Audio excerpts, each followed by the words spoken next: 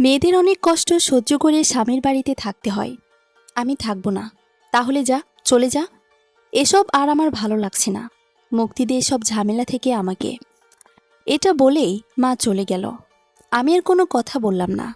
সিদ্ধান্ত নিলাম আজকে রাতেই কোথাও চলে যাব। কখনো থাকবো না এই কালপিটের সাথে। আমাকে যতটা কষ্ট দিয়েছে তা আমি কখনো ভুলতে পারবো না।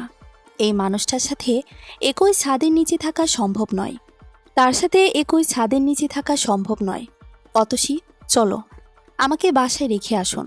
শুধু শুধু কথা বাড়িও না। ওই বাসায় তোমার থাকতে প্রবলেম হবে। কোনো প্রবলেম হবে না। তুমি জানো, হাজারবার বললেও আমি তোমাকে আর ওই বাসায় যেতে দেব না।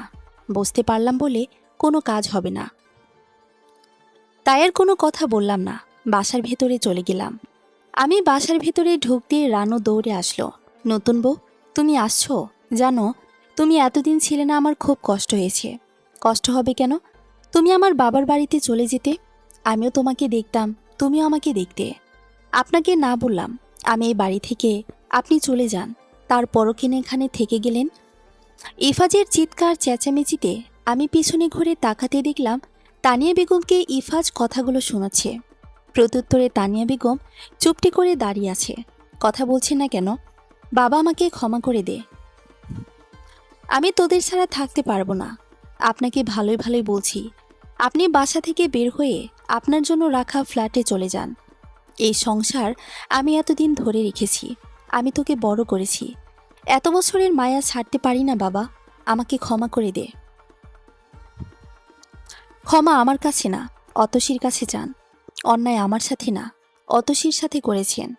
তানিয়া বেগম দ্রুত এসে আমার হাত ধরে বলল, মা, তুমি আমাকে ক্ষমা করে দাও। তুমি তো আমার মেয়ের মতোই বলো। আমি সাধারণভাবে উত্তর দিলাম, আপনিও তো আমার মায়ের মতোই ছিলেন। তাহলে কি করে পারলেন এতটা কষ্ট আমাকে দিতে? ক্ষমা তাদের করা যায় যারা না বুঝে ভুল করে। যারা সজ্ঞানে ভুল করে তাদের ক্ষমা করার প্রশ্নই আসে না। আমি আর দাঁড়ালাম না, নিজের রুমে চলে গেলাম। ফ্রেশ হয়ে শুয়ে পড়লাম, কিন্তু চোখে কিছুতেই ঘুম আসে না। রাত 10টার দিকে। অতসী, ঘুমিয়ে পড়েছ? না। তাহলে আসো, খেয়ে নেবে। ক্ষুধা নেই। আমার উপর রাগ করো, খাবারের উপরে নয়। আমি কারোর উপরই রাগ করে নেই। তাহলে খেতে চলো। বললাম তো ক্ষুধা নেই। আচ্ছা, তো খাবার রুমে নিয়ে আসি। বললাম তো খাবো না। কিছুটা জোরে কথাটা বলতেই ইফাজ আমাকে আর কোনো কথা বলল না। সোজা রুম থেকে বের হয়ে চলে গেল। কিছুক্ষণ পর ইফাজ আবার এসে লাইটটা অফ করে আমার পাশে শুয়ে পড়ল। হয়তো কিছুক্ষণের মধ্যেও ঘুমিয়ে পড়বে, কিন্তু আমার ঘুম কিছুতেই আসছে না। একটাই চিন্তা, যে করে হোক এখান থেকে বের হতে হবে। কি করব, কোথায় যাব জানি না, কিন্তু এটা জানি আমি এখানে থাকবো না। ইফাজ ঘুম থেকে ওঠে, কিন্তু পাশে অতসীকে পায় না। ইফাজ ভাবল হয়তো রাগ করে অন্য রুমে ঘুমিয়েছে। কিন্তু বেশ কিছুক্ষণ কেটে যাওয়ার পরও যখন অতসীর কোনো সাড়া শব্দ পাচ্ছে না, তখন ইফাজ উঠে বসল। কিছু একটা ভেবে ইফাজ অতসীকে কয়েকবার ডাকল। ডাকার পরও যখন অতসীর কোনো সাড়া পাচ্ছে না, তখন ইফাজ অতসীকে খুঁজতে নিচে আসে। রানু, তুমি অতসীকে দেখেছ? না দাদা ভাই, আমি ফ্রেশ হয়ে আছি। তুমি খুঁজে দেখো তো কোথায় আছে। ইফাজ রানুকে খুঁজতে বলে নিজের রুমে চলে যায়। রানু একে একে সবার রুমে খুঁজতে থাকে। তানিয়া বেগমের রুমে গিয়ে জিজ্ঞেস করল, খালাম্মা, নতুন বউ কি আপনার রুমে আছে? না তো, কেন? ইফাজের দাদির রুমে দেখতে পারিস। অতসী তো ওই রুমে প্রায়ই বসে থাকে। আচ্ছা, আপনার সাথে পরে কথা বলবো, আগে নতুন বউকে খুঁজে বের করি। রানু আর দেরি করল না, দাদিমার রুমে চলে গেল। সকালবেলা উনি তো এখনও জায়নামাজ ছেড়ে ওঠেনি, আর ওনার রুমে উঁকি মেরে দেখল অতসীর কোনো অস্তিত্ব নেই। এই রানু সাত সকালবেলা এমন চোরের মতো উঁকি দিচ্ছিস কেন? নতুন বউকেই খুঁজছিলাম। কেন, কি হয়েছে? অতসীকে এই সকাল করে আমার কাছে আসবি নাকি? কোথাও খুঁজে পাচ্ছি না, তাই আপনার রুমে খুঁজতে এসেছি। খুঁজে পাচ্ছি না মানে? চোখে কম দেখিস হয়তো, তাই খুঁজে পাচ্ছিস না। আমি কানা তো, তাই না? বেশি কথা না বলে অতসীকে পেলে বলবি আমার সাথে দেখা করতে। কালকে আসলো, অথচ আমার সাথে দেখা করলো না। রানু আর কোনো কথা না বলে আবার প্রতিটি রুমে ভালো করে খোঁজে। তারপর ছাদে খোঁজে, বাগানেও অতসীকে খুঁজতে যায়। কিন্তু অতসীকে কোথায় না পেয়ে হতাশ হয়ে ইফাজের রুমের দিকে যায়। দাদা ভাই, নতুন বউকে তো পেলাম না খুঁজে। দাদিমার রুমে দেখেছ? হ্যাঁ, ছাদে গিয়ে দেখো আছে হয়তো। তাও দেখেছি, কোথাও নেই। ইফাজ ফোনটা বের করে দারোয়ানকে কল দেয়, কিন্তু দারোয়ান তো অতসীকে বাসার ভেতর থেকে বাহিরে যেতে দেখেনি। অতসী বসে বসে বাসা থেকে বের হওয়ার কথা ভাবছে। সারা রাত জেগেছিল। একটু পরপর ঘড়ি দেখেছে। উঠে ঘড়িতে তাকিয়ে দেখলাম 3:49 বাজে। দেরি করলাম না, উঠে পড়লাম। আস্তে আস্তে করে রুম থেকে বের হয়ে পড়লাম। পেছনের দরজা খুলে সোজা মেইন গেটের সামনে চলে গেলাম। দারোয়ান গেটে ছিল না, হয়তো অজু করতে গিয়েছে। এই ফাঁকে আমি বেরিয়ে পড়লাম। বাড়ি থেকে বের হয়ে একটা দীর্ঘশ্বাস ফেললাম। খুব কষ্ট হয়েছে বাসা থেকে বের হতে। মানুষজন নামাজে যাচ্ছে। আমার দিকে তাকিয়ে তাকিয়ে দেখছে মানুষজন। আমি আর দাঁড়িয়ে থাকলাম না। 10 মিনিট হাঁটলেই সামনে স্টেশন। হকারদের হাঁকডাকে বাস্তবে ফিরে আসলাম। চারপাশে মানুষ আবারও বিরল দৃষ্টিতে তাকিয়ে আছে। হয়তো ভাবছে, এমন পোশাক পরে কেউ কি বাসা থেকে বের হয়ে যায়? আমি চুলও ভয়ে ভালো করে বাঁধতে পারিনি। অপেক্ষা শব্দটা বরাবরই খুব খারাপ। এমনিতেই খুব ভয়ে আছি। তার উপর ট্রেন আসবে 7টায়। এতক্ষণ বসে থাকা যায় নাকি? তার উপর আবার মানুষ। সকালবেলা মানুষ কম থাকে জানতাম, কিন্তু এখন স্টেশনে এসে দেখলাম অন্য রূপ। নতুন শহরে পা রাখব, নতুন করে নিজের জীবনটাকে সাজাবো, নতুন করে আবার বাঁচতে শিখব। থাকবে না পিছুটান। কারো কথা শুনে আর চলতে হবে না। ইফাজ অনেক ভেবেও কুল পাচ্ছে না যে অতসী কোথায় যাবে। অতসীর বাবার বাড়িতে কল দিল, কিন্তু অতসী সেখানেও যায়নি। হঠাৎ মনে হলো মেইন গেটের সিসিটিভির কথা। ইফাজ দৌড়ে গিয়ে ল্যাপটপ নিয়ে এসে ফুটেজ বের করতে দেখে অতসী 4:08 দিকে মেইন গেট ক্রস করে। তখন দারোয়ান নামাজ পড়ছিল। মেইন গেট ক্রস করে দক্ষিণের দিকে যাচ্ছে। এরপর আর অতসীকে দেখা যায়নি। ইফাজ আর দেরি করল না, গাড়ির চাবিটা নিয়ে বেরিয়ে পড়ে। 7টার ট্রেন আজকে 6টায় চলে এসেছে। অতসী এতে খুব খুশি হয়েছে।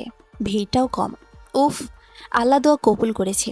এতক্ষণ বসে থাকতে খুবই বিরক্ত লাগছিল। ইফাজ ভালো করে বুঝতে পেরেছে অতসী স্টেশনের দিকে আছে।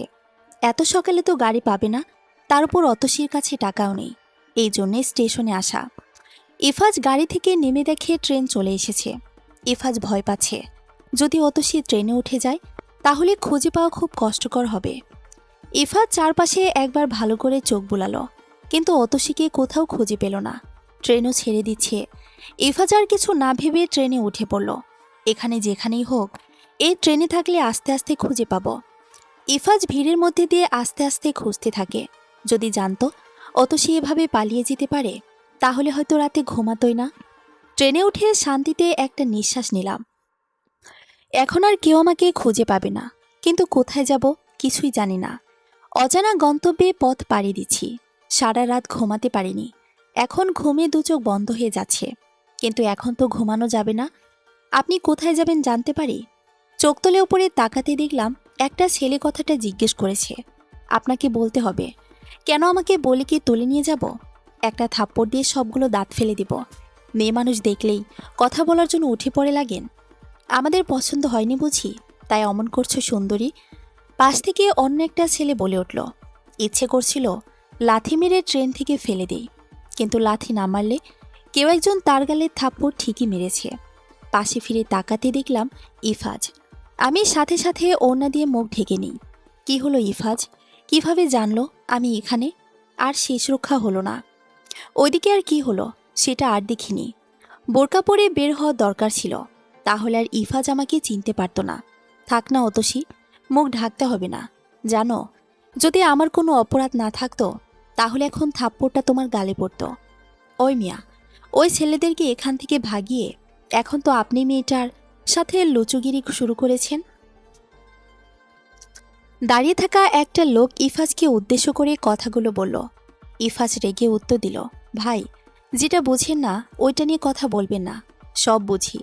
এখন মেয়েটাকে নিজের হাতে নেওয়ার ধান্দা। এইটা আমার বউ, হাতে নিব মানে? লোকটা আর কোনো কথা বলল না। ইফাজ অতসীকে বলল, তোমার জন্য আজকে এসব কথাগুলো শুনতে হলো। তাতে আমার কোনো দুঃখ নেই। তোমাকে এসে পেয়েছি, এটাই অনেক। পরে যে স্টেশনে ট্রেন থামবে ওইখানে আমরা নামব। বাসায় যাওয়ার জন্য বাসা ছাড়িনি। অতসী ভালোবাসাটা না জোর করে হয় না। আমি তোমাকে তোমার বাসায় দিয়ে আসব। যখন আমাকে ক্ষমা করতে পারবে তখনই আমার কাছে এসো। আর কোনো জোর করব না তোমাকে। বিয়ে করে নিন অন্য কাউকে। আমি হাজার চেষ্টা করেও আপনার দেওয়া অত্যাচারগুলো ভুলতে পারছি না। আপনাকে দেখলেই আমার সব মনে পড়ে যায়। বললাম তো জোর করব না। আমার বাচ্চাটার দিকে তাকিয়ে প্লিজ এমন করো না। তুমি যে বের হয়েছো এভাবে, যদি তোমার আর বাচ্চাটার কোনো ক্ষতি হয়ে যেত তখন আমি কি করতাম বলো? বাচ্চাটার কথা বলাই চুপ হয়ে যায়।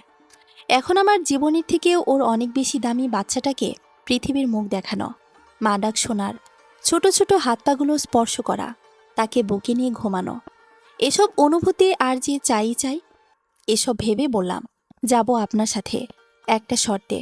আমাকে বাবার বাসায় রেখে আসতে হবে। তুমি যা বলবে তাই হবে। শুধু আর কখনো এমন কিছু করবে না।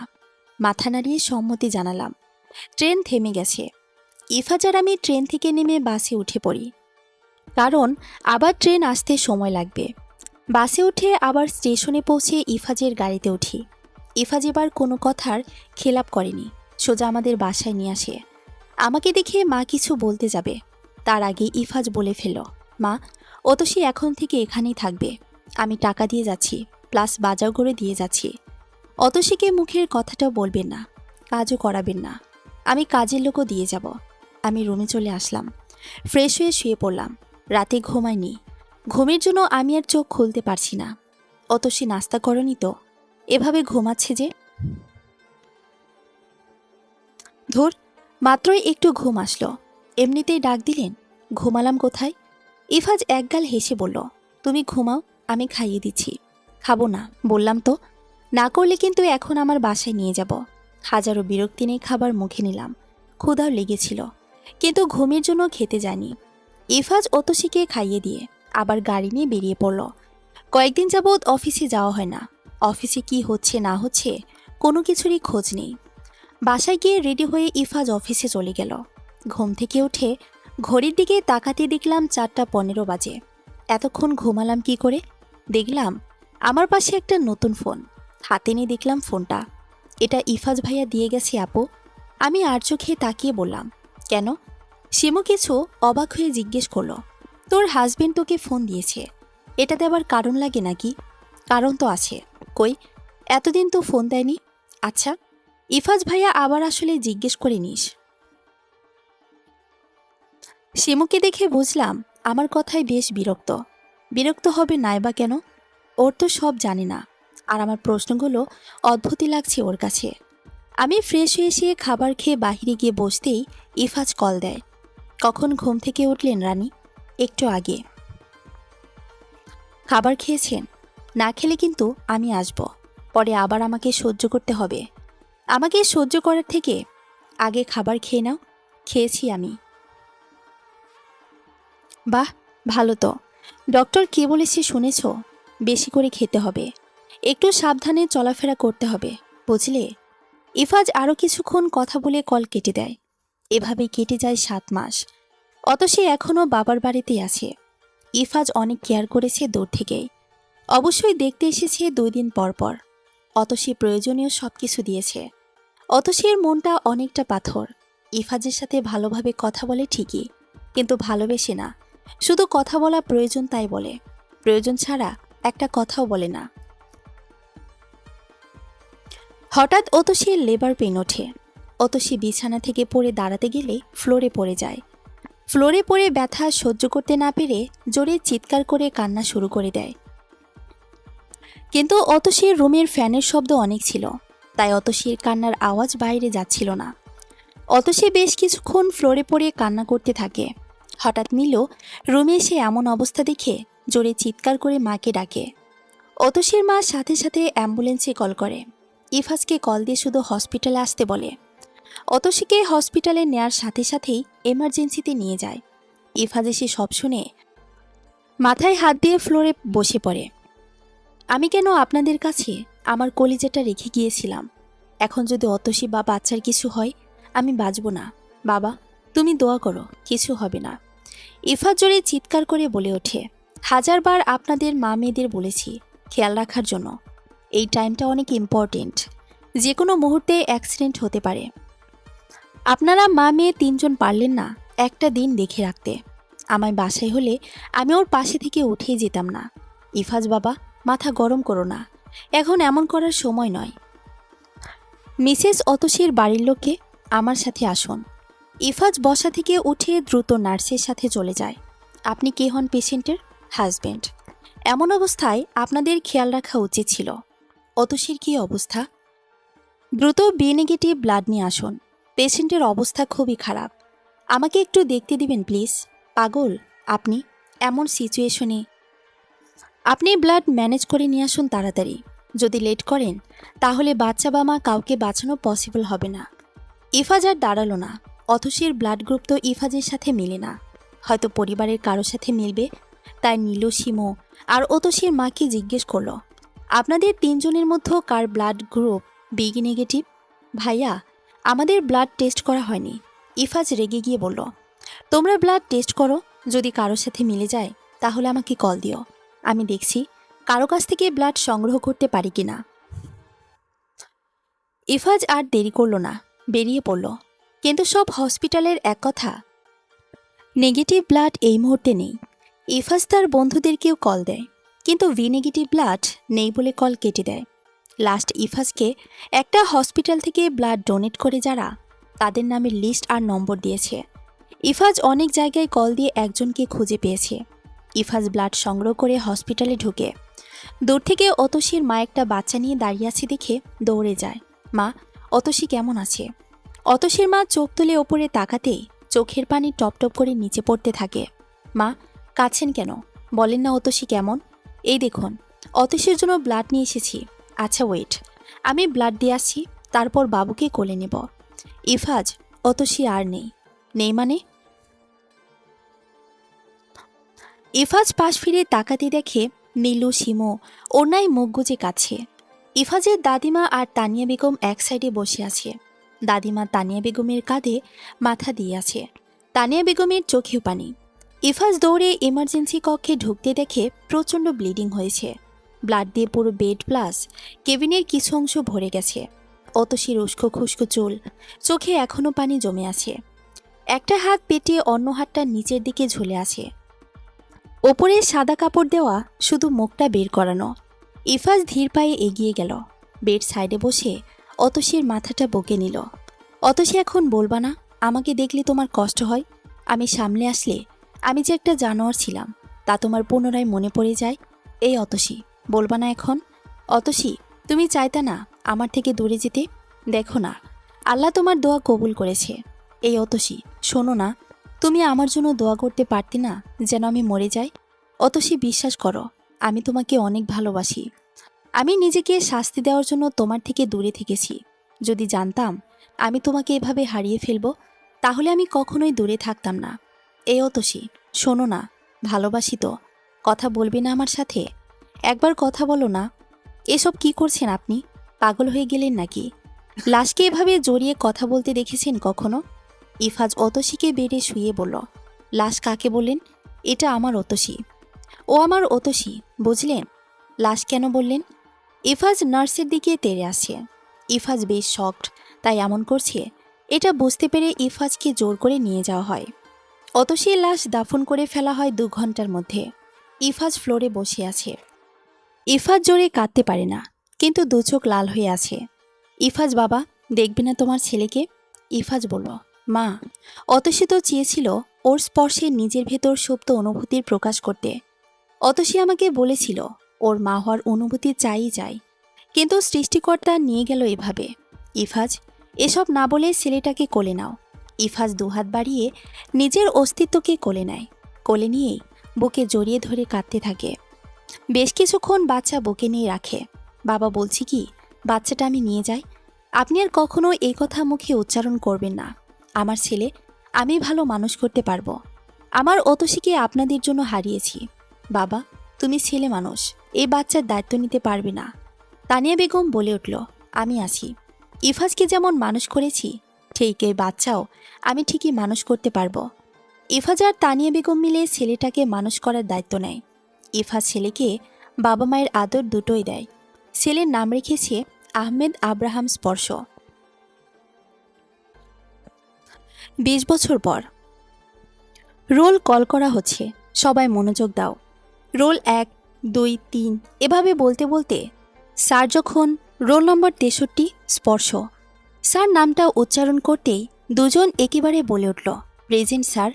পুরো ক্লাস দুজনের দিকে তাকিয়ে আছে, একজন ছেলে একজন মেয়ে। এই মেয়ে, বসো তুমি। স্পর্শ, তুমি? কি স্যার? Sorry sir. কিন্তু ওই মেয়েটা দাঁড়ালো কেন? মেয়েটা বলে উঠল, স্যার আমার নামও স্পর্শ। মাত্রই ইন্টার ফার্স্ট ইয়ারে ভর্তি হয়েছে স্পর্শ। বারবার ফেল করে কোনোরকম এসএসসি টপকে এবার ইন্টার ফার্স্ট ইয়ারে ভর্তি হলো। এই কলেজের সবাই তাকে এক নামে চিনে, কারণ সবাই 10 বছর যাবৎ স্কুলে পড়লেও স্পর্শ 13 বছর যাবৎ পড়ছে।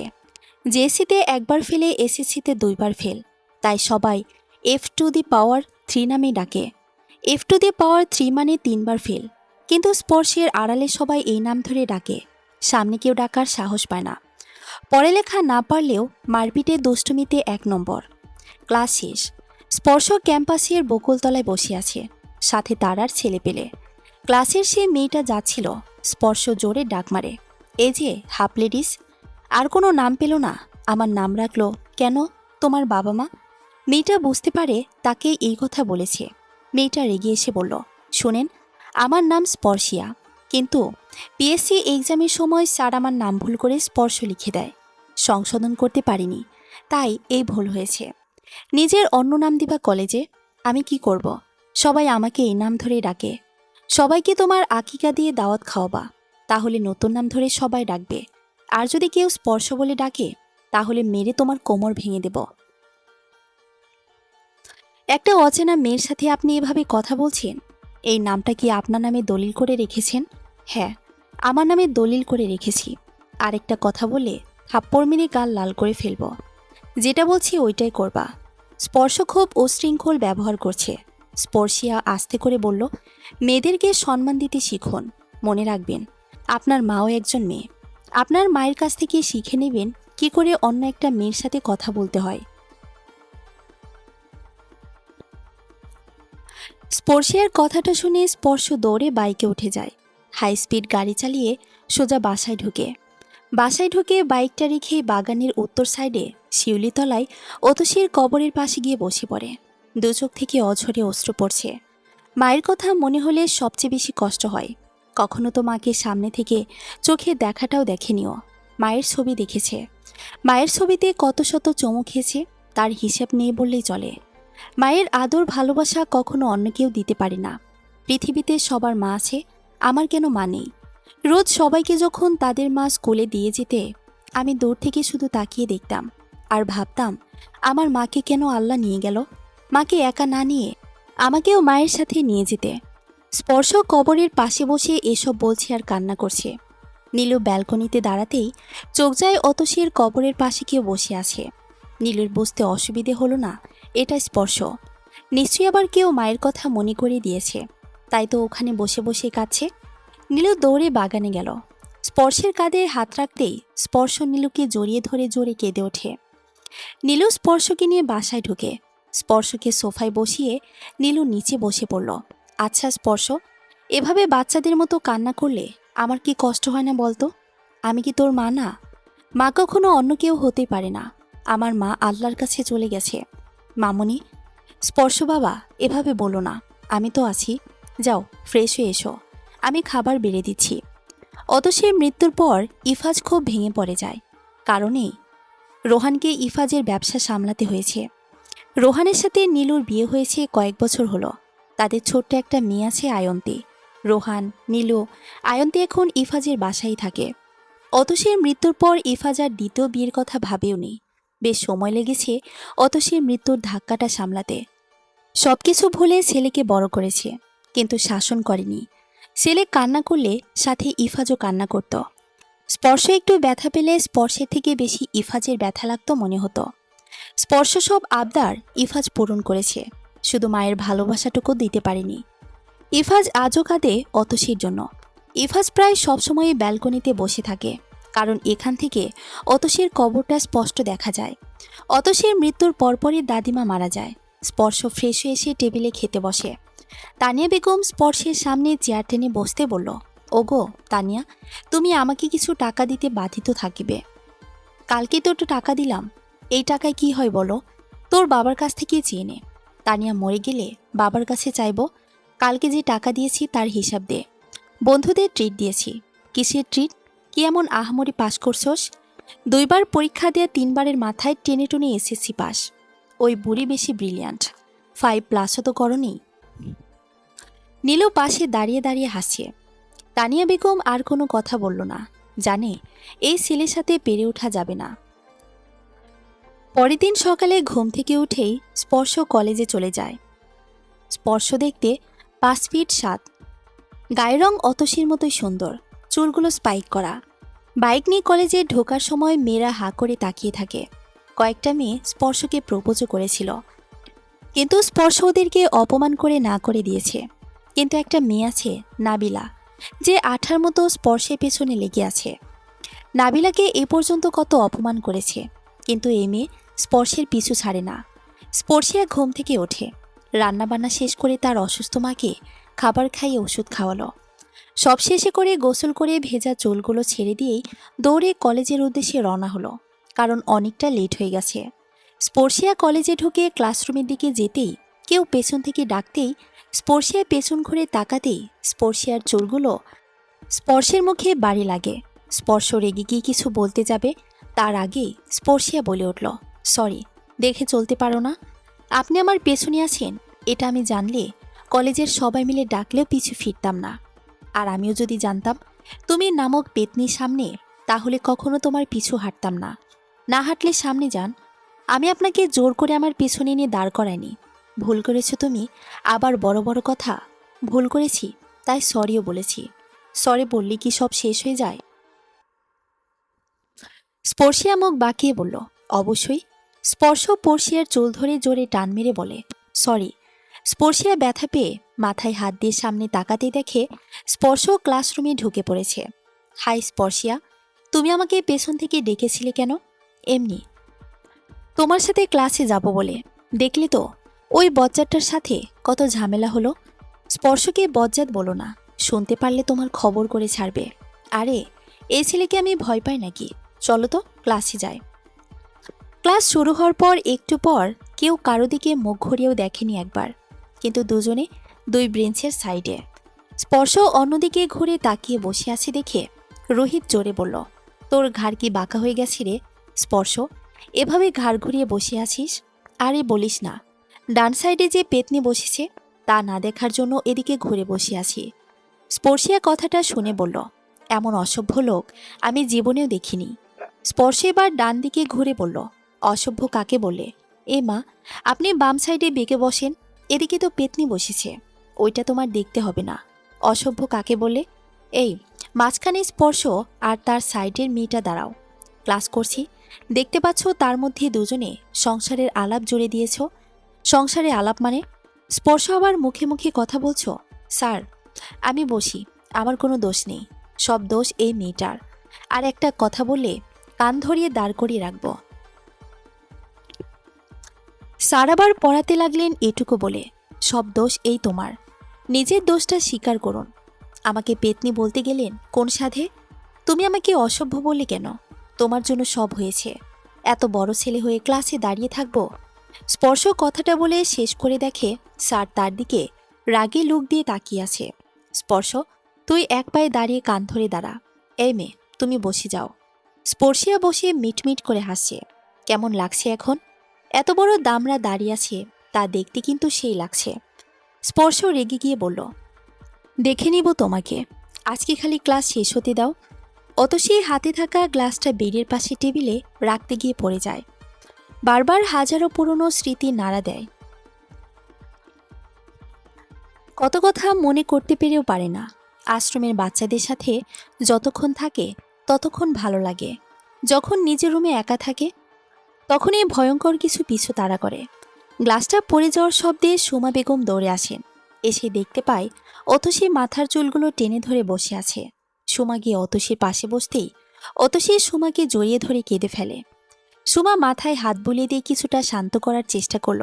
এ তো আজকে নতুন না, 20 বছর আগে। সুমা যখন চট্টগ্রাম থেকে ঢাকায় যাচ্ছিল তখন ট্রেনে থেকে ঢাকায় নামতেই দেখতে পেল কতগুলো মানুষ কিছু একটাকে ঘিরে রেখেছে। কৌতূহল নিয়ে সুমা দেখতে গেলেই দেখল একটা মেয়ে অচেতন অবস্থায় পড়ে আছে।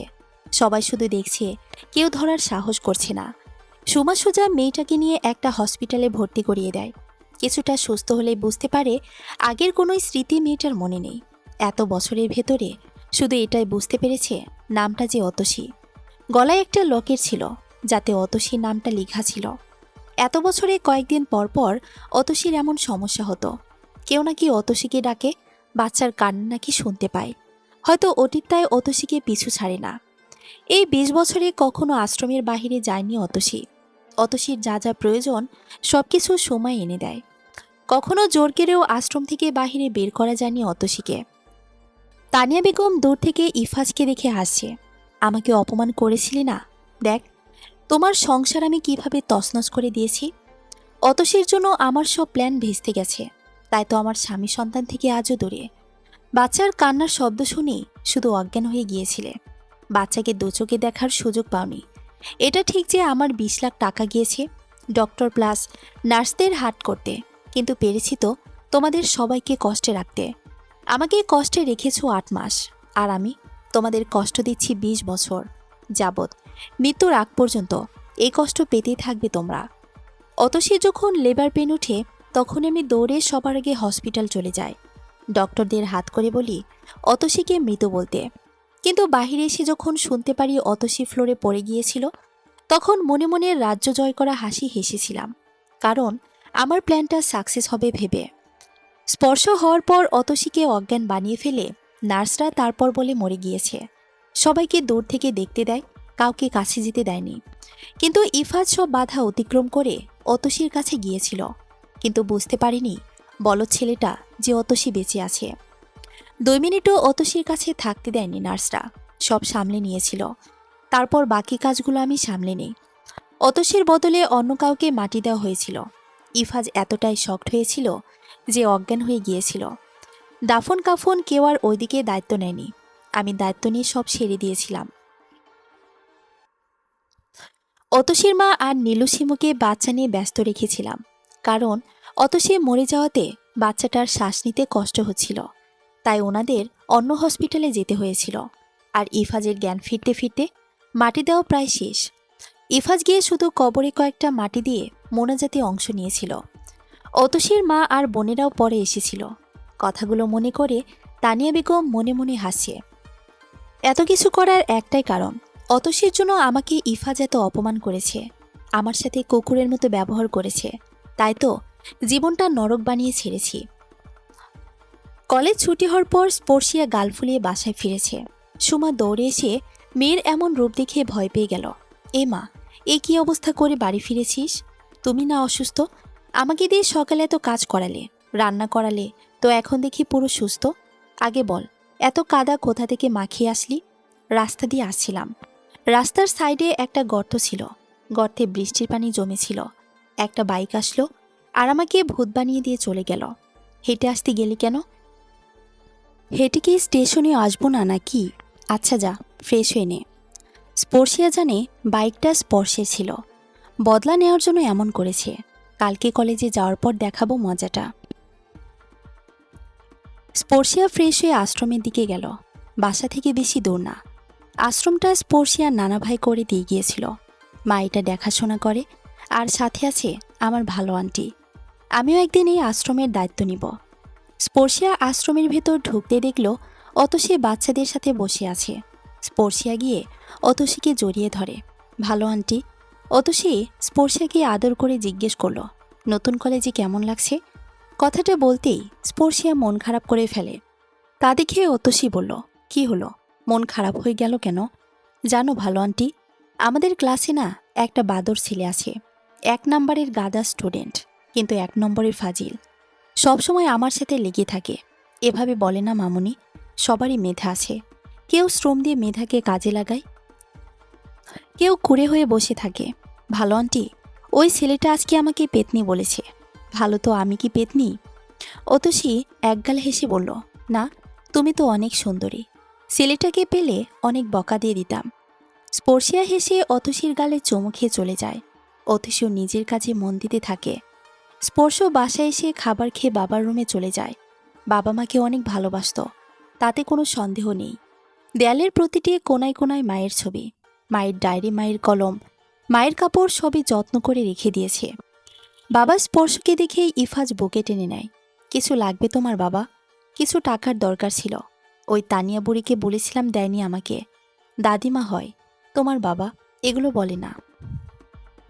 ইফাজ হাসি মুখে ছেলেটে টাকা দিয়ে দেয়। স্পর্শ খুশি হয়ে দৌড়ে বাসা থেকে বের হয়ে যায় বাইক নিয়ে। বন্ধুদের নিয়ে ঘুরতে যায়, আড্ডা দেয়, সবসময় মজা করার মধ্যেই থাকে। নিজের স্বাধীন মতো সব কিছু করে। রাত প্রায় 10টা বাজে। স্পর্শিয়ার নম্বরটা আজকে জোগাড় করেছি, একটা কল দিয়ে দেখি। প্রথমবার কল দিতেই কল রিসিভ করলো। হ্যালো, কে? হাই পেতনি, আপনি? আমি কে? F⁻3? এই বজ্জাত মেয়ে, তোমাকে এসব কথা কে বলেছে? এই বজ্জাত ছেলে, আমাকে এত রাতে ফোন দিলেন কেন? আমার ইচ্ছে হয়েছে তাই। তাহলে আমার ইচ্ছে হয়েছে তাই আমি বলছি। দাঁড়াও, কালকে তোমার বাসায় আসতেছি। স্পর্শিয়া, এত রাতে কার সাথে কথা বলছিস? আরে মা, নওশিন। এই চুইংগাম আমাকে মেয়ে বানিয়ে দিলে। ভালো করেছি। চুইংগাম কাকে বললেন? যার গায়ে কথাটা লেগেছে তাকে বললাম। আপনি আমার সাথে কথা বলছেন, তাহলে তোমাকে বলেছি। আপনি একটা হাতি। কথাটা বলে স্পর্শিয়া কল কেটে দিল। রাগে মাথা ফেটে যাচ্ছে, এই ছেলেটা আমার নম্বর পেল কোথায়? এখন তো আমাকে পাগল করে ছাড়বে। স্পর্শ ফোনের দিকে তাকিয়ে হাসি দিল। বাইক স্টার্ট দিয়ে বাসায় চলে গেল। বাসায় গিয়ে ফ্রেশ হয়ে শুয়ে পড়ল। ইফাজ রুমে থেকে বের হয়ে নীলুকে জিজ্ঞেস করল, স্পর্শ এসেছে? নীলু প্লেটে খাবার বেড়ে ইফাজের হাতে দিয়ে বলল, এসেছে, খায়নি। এই যে নিন খাবার। চলবে। গল্প স্পর্শ, 4র্থ পর্ব। 5ম পর্ব পড়ার আমন্ত্রণ রইল। ধন্যবাদ সবাইকে।